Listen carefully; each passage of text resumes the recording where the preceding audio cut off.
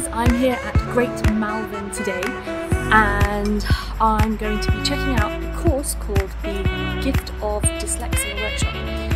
So having quit teaching, I really needed to think about what it is that I was going to do in my life, and even though tutoring is a really good way of earning a little bit of income on the side, I really needed to think about how I was going to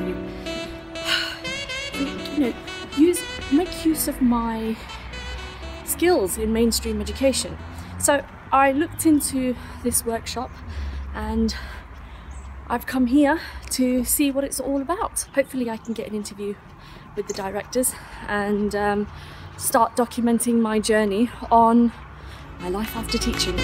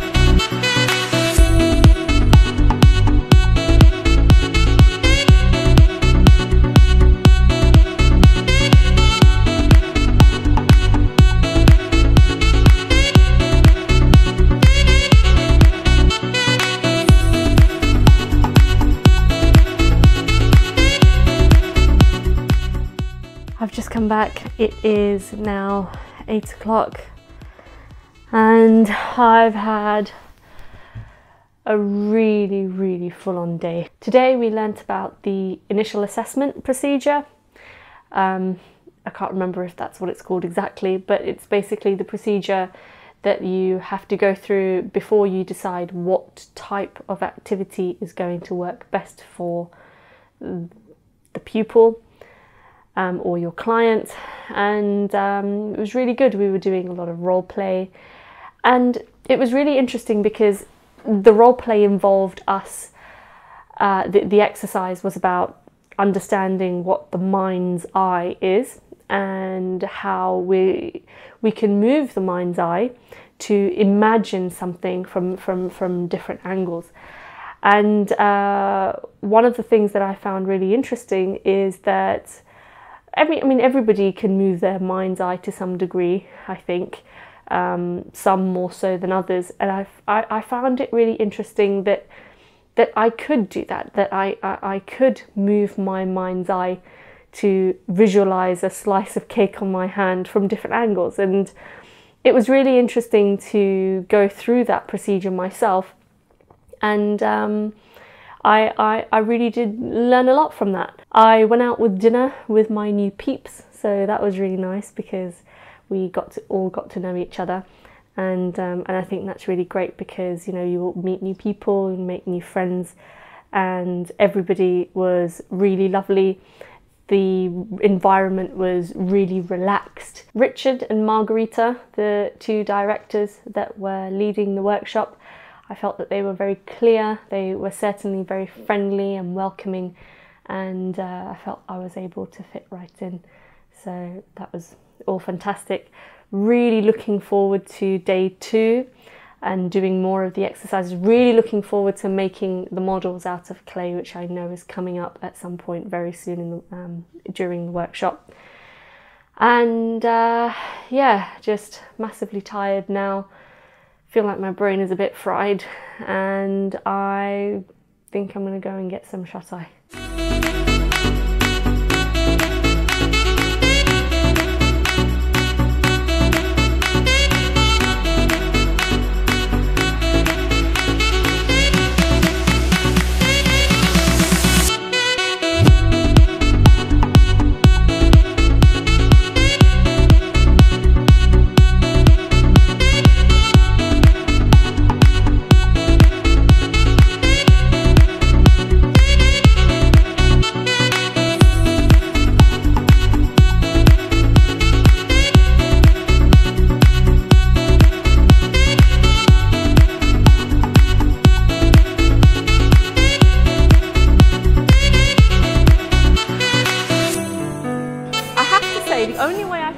describe it. When I did the alignment, not the alignment, I did the orientation procedure, so I had to visualise my mind's eye going to the back of my head up here, and I felt that that was the right one for me. And when I did that, the only way I can describe it is, it literally felt like it was an opening of clarity.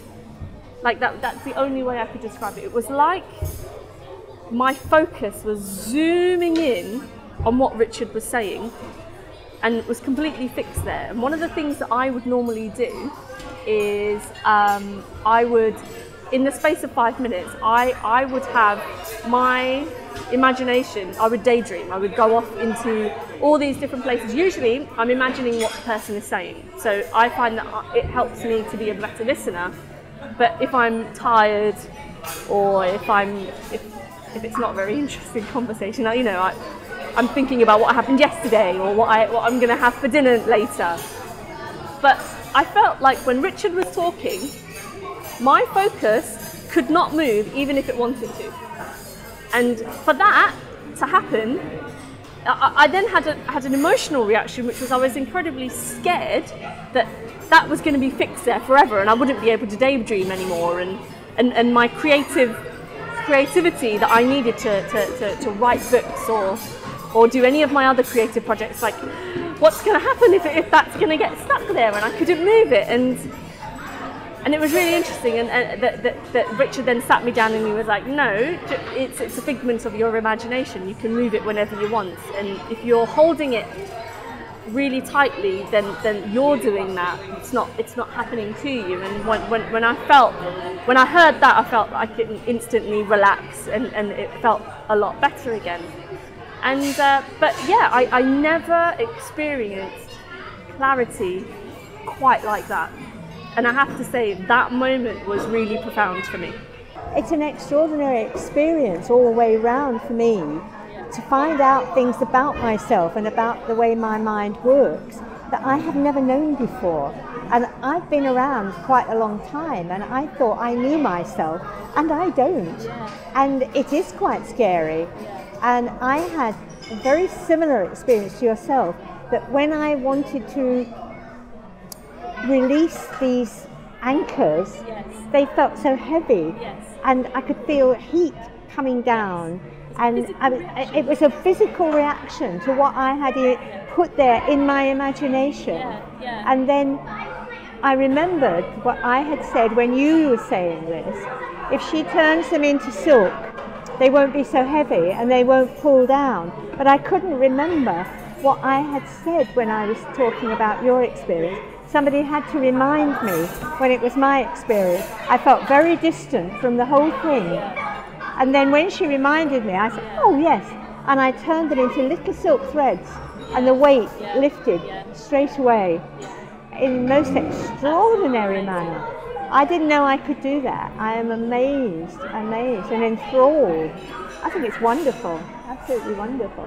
It's the end of day 2, and I'm even more knackered than I was yesterday. It's so much more intense than it was yesterday. The idea is that people that are dyslexic have a mind's eye that is moving, and this moving mind's eye is their way of coping with confusion and disorientation that they subsequently experience because of the confusion.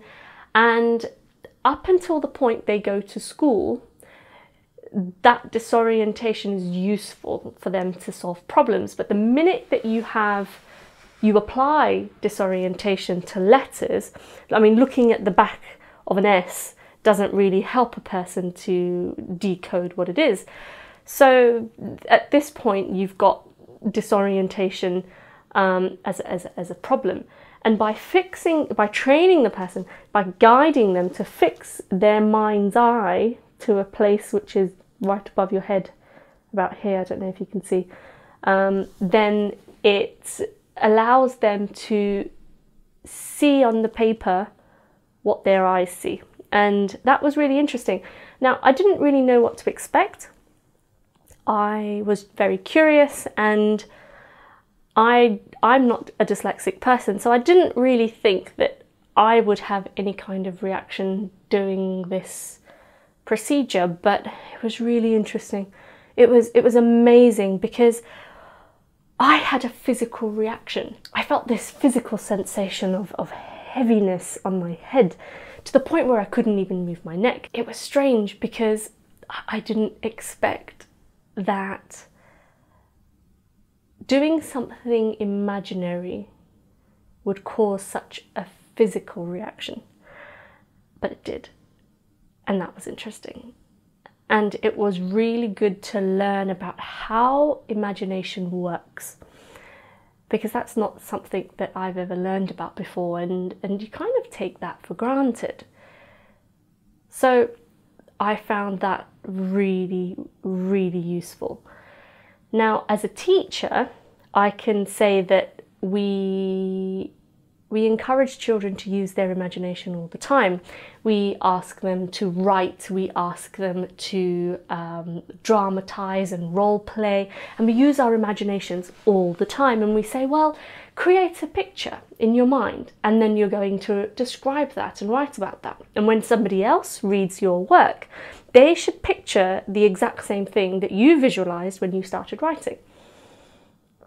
The thing is, do we teach children how to use their imagination in the first place? How do you imagine something in the first place? And I felt today I understood what my imagination is a lot better having attended the workshop.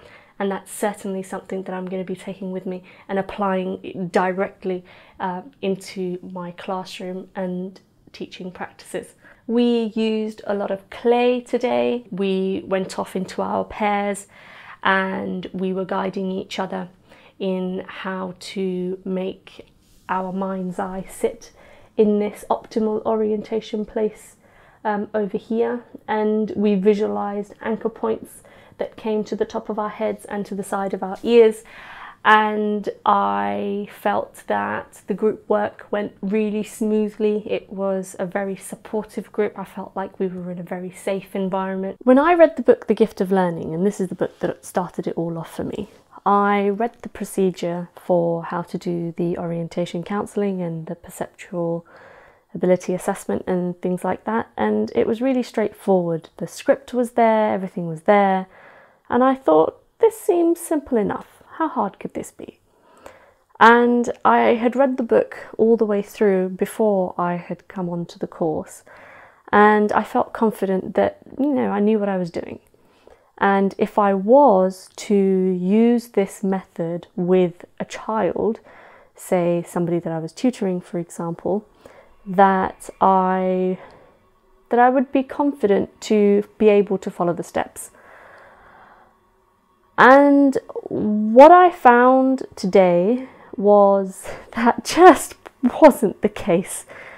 Yes, I knew the theory. Yes, I'd read on the steps of the practice, but had I have done this with a child, I think I would have been caught completely unprepared for the reaction. I just didn't expect such an intense reaction to the method, and that really did catch me by surprise.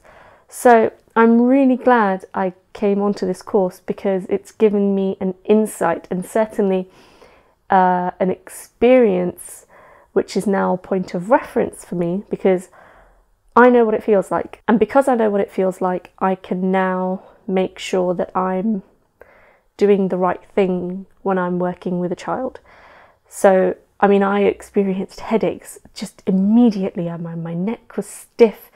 I had this physical reaction, and then following the physical reaction, I had this emotional reaction of anxiety, and I didn't know how to get out of that, and I didn't know how to alleviate that.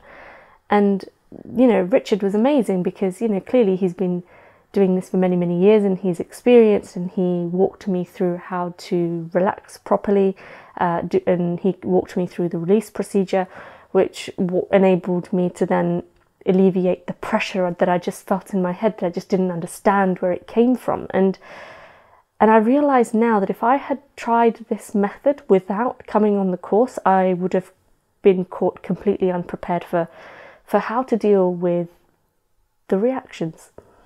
So my advice is, if you have read the book and you're thinking of coming on the course, come on the course first and then work with children on these methods when you have some experience of it. And that's why I think this course is so great, because it allows you to do that. It gives you that reference in a safe environment where you have these really experienced people around you. I should highlight at this point that you really should be a facilitator before you embark on working with children. At least come on the first course, the gift of dyslexia, to kind of understand what it's all about and give you that experience. Because I think I truly would have been lost without it, and I'm glad I did come. I think I should say that you have to be a licensed facilitator to be able to work with children. You have to have a license, and you have to complete your facilitator training for you in order to get that license. So it is copyrighted and trademarked and everything, and I think it's important also for safety that you do complete the training fully before embarking on working with children, because if it's not done properly and carefully, then there can be some unwanted side effects. So, you know, I think I should make that clear at this point.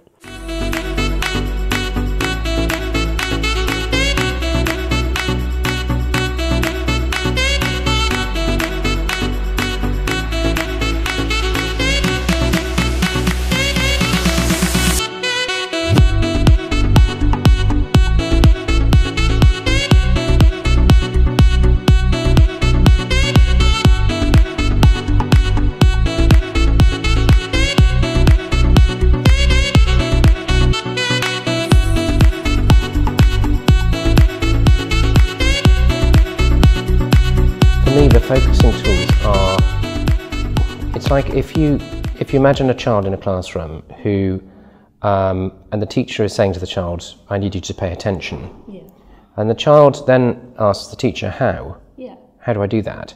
There's nothing in teacher training that prepares a teacher, or indeed a parent, for, you know, for answering that question. You know, how do you pay attention? What do you do to your mind to prepare it in order that your mind will see what your eyes are seeing, or hear what your ears are hearing, in order that what's out there goes in accurately and fully.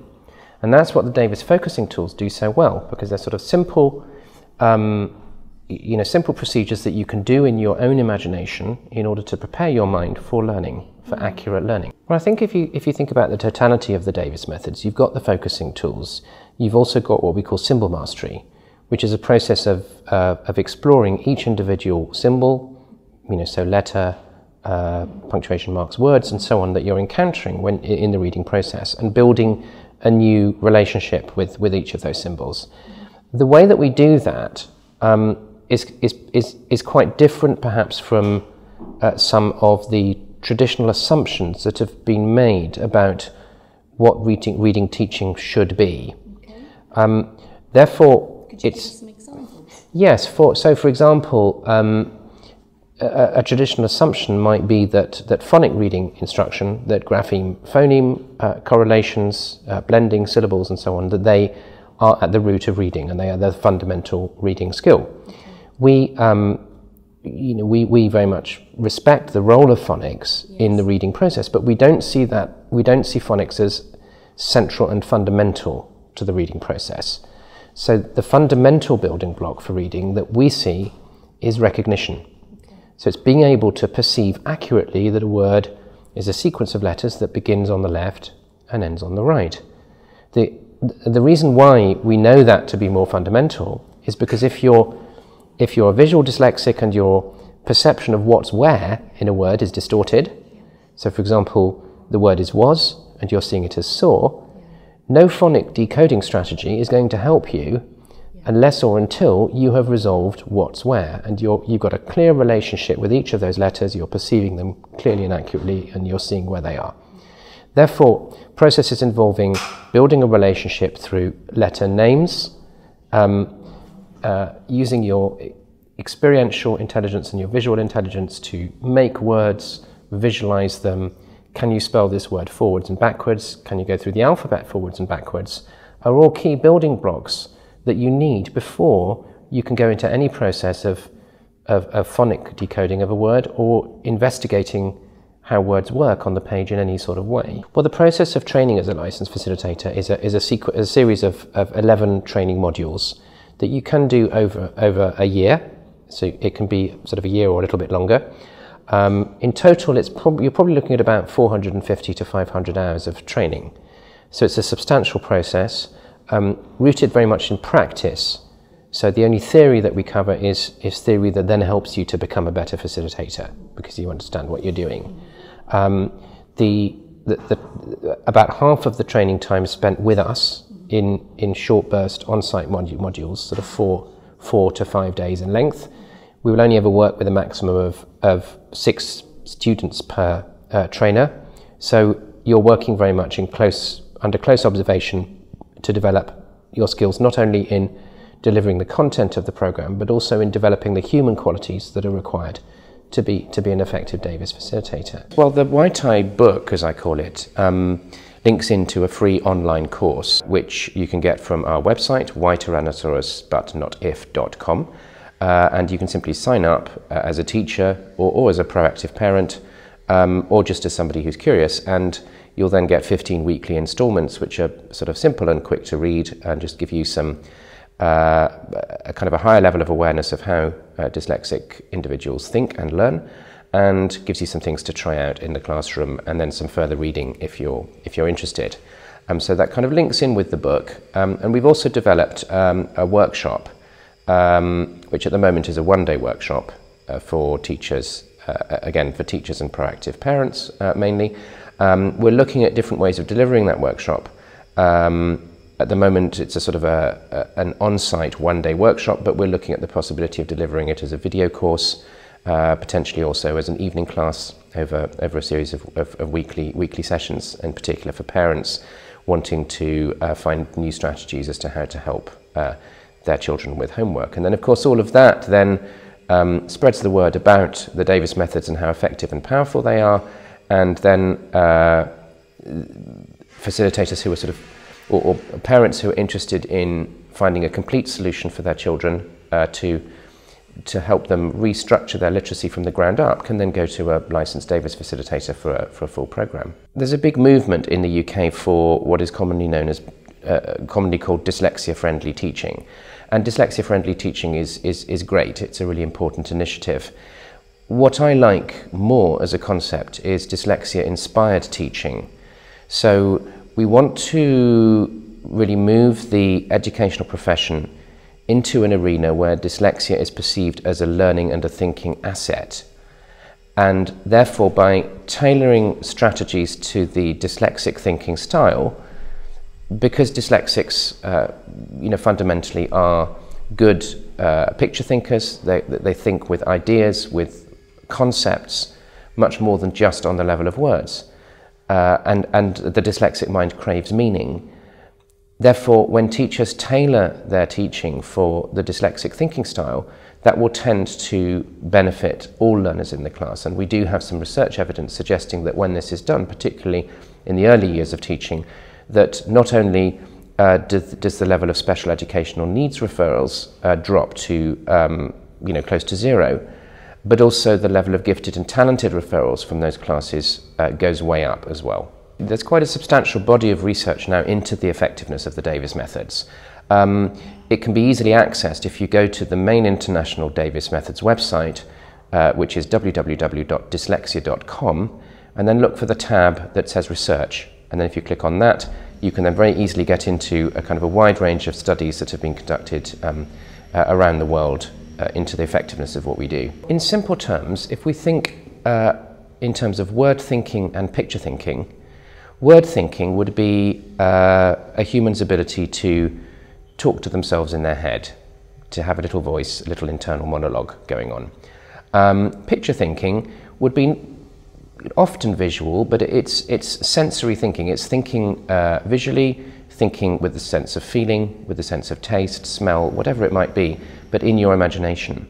So when you're kind of rehearsing a script, you might be using word thinking. When you're figuring out how to get to a particular location and trying to picture the route, you might well be using picture thinking. Dyslexic intelligence is very much towards the picture thinking end of that thinking spectrum. So what it means essentially is that the dyslexic mind craves meaning, because it is meaning that we picture, essentially, in our mind.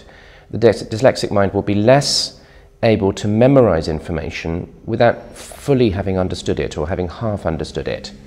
So dyslexics are very much the learners with aha moments, light bulb moments in the class, whereas non-dyslexics will tend to get there through the hard graft of trying to put the words into their mind. And that's why dyslexia-friendly teaching is dyslexia-inspired teaching, which will benefit all learners, because dyslexia-inspired teaching is teaching that is geared towards showing everyone the meaning of what they're learning. So it's a much deeper level of instruction that you get than when you just give your learners a bunch of words and ask them to try to remember them.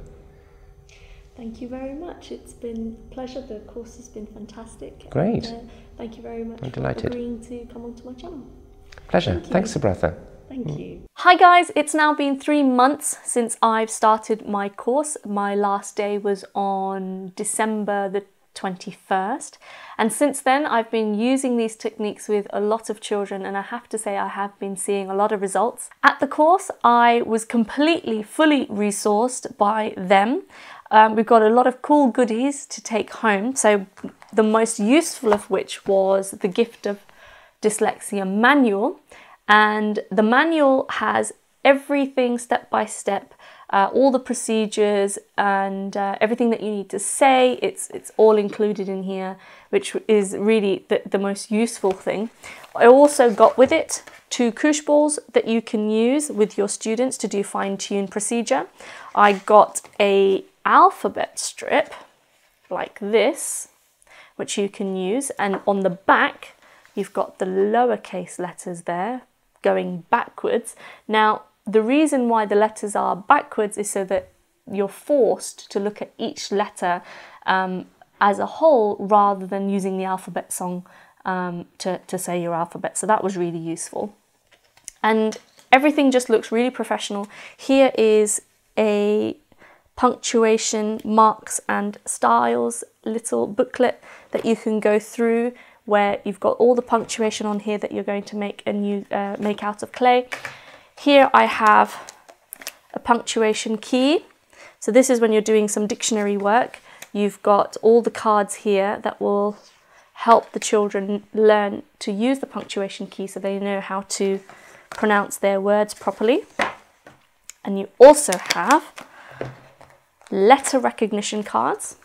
So just in case they don't know all of their sounds and their letters, you've got that there to use with them. So plenty of stuff that I was given for free as part of the fee that you pay to do the course.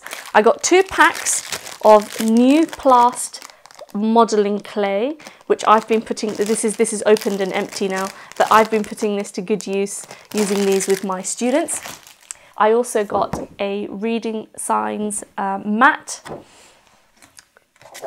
a Davis symbol mastery procedure for learning the words, and this was fantastic, a whole list of all the trigger words and their definitions ready to use with your students, set with all the definitions and example sentences that you need to do the trigger words list there.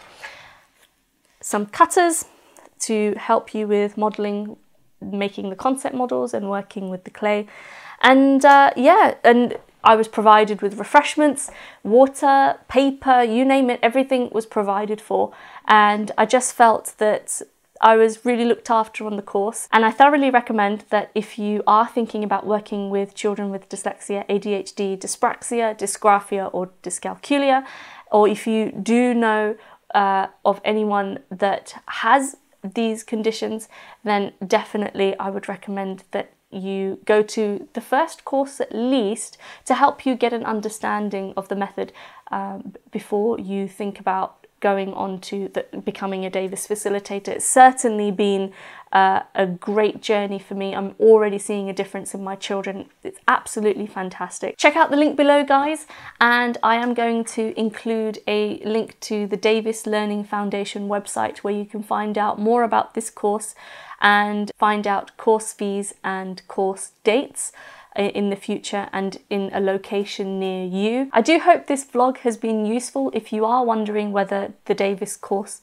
is for you, even if it is just the Gift of Dyslexia workshop, or whether you are thinking about becoming a fully fledged Davis facilitator. Do write your comments in the comment box below. I would love to know what it is. Any questions that you have that you're wondering about the course, do let me know, and I'll do my best to answer them. In the meantime, do subscribe to my channel where you can follow my journey to becoming a fully fledged Davis facilitator, as well as find resources for teachers on the UPLR website. Until then, guys, hit that subscribe button. Make sure you give this video a big thumbs up if you liked it, and I'll see you next time. Bye for now.